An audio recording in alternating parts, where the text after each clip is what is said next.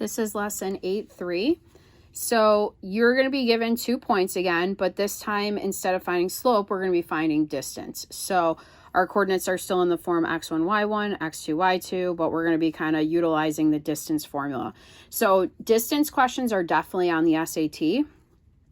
They usually just straight up ask like, what's the distance between these 2 points? So they don't give you this formula. For this class, for the final exam, will give you the formula, but this is kind of an easier one to do. So if we look at the bottom here, it says the first method for counting distance is actually just counting it on the graph. So if you guys have a horizontal or a vertical line, you can just literally count squares. So I don't know if you can see my squares here. I'm going to make them a little bit thicker. Okay. You're counting this right here as 1. So you're just counting like 1, 2, 3, 4, 5, 6, 7. So the length of AB would just be a 7.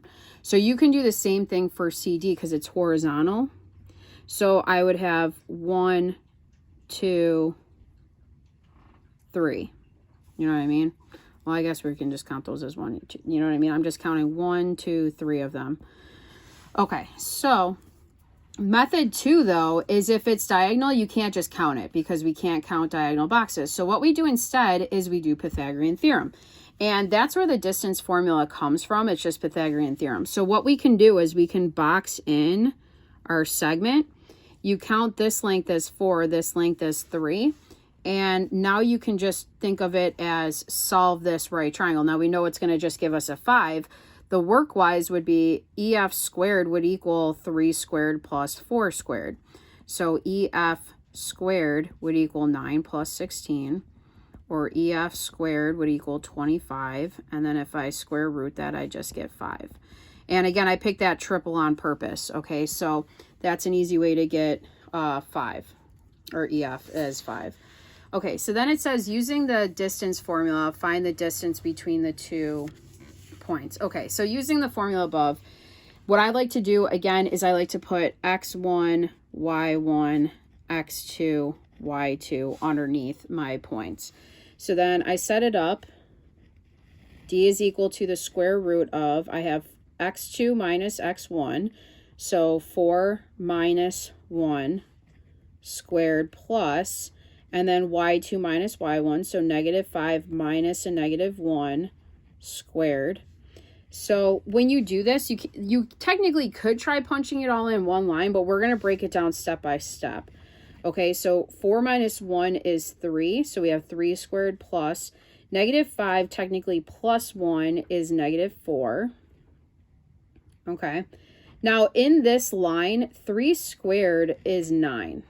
Okay, negative 4 squared, it doesn't matter if it's negative or positive, it's going to give you a positive number no matter what, because negative 4 squared just really means do negative 4 times negative 4, which would give you 16. So then I have square root of 25 or 5 as my final answer. So that would be the length between these 2 points. Okay, so turn the page.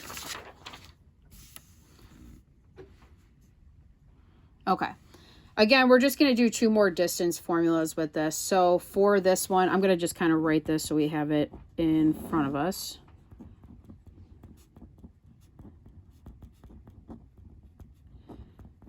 Okay, so this is my x1, y1, x2, y2. So I'm going to do, if I have my distance, it's 5 minus a negative 3. Squared plus 4 minus 4 squared. So 5 plus a net. So in order to do this, by the way, you have to think of orders of operations. So technically you have to do what's inside a grouping first. So we kind of figure this out first. Then we do the exponent. Then the square root's the last thing we do. So 5 minus a negative 3 is 8. So we have 8 squared plus 0 squared. Now 0 squared is just 0, so this is really just the square root of 64, or 8, and that would be my final answer. So they don't always come out to be whole numbers. You guys will see, like on the homework, there are some that you have to round your answer because you'll get like radical 20 or something like that, and then you'll have to simplify. So the last one for this lesson, let's label this x1, y1, x2, y2. Okay, so I would have distance is equal to, let's see, it would be 5 minus a negative 3 squared plus negative 7 minus a negative 1 squared.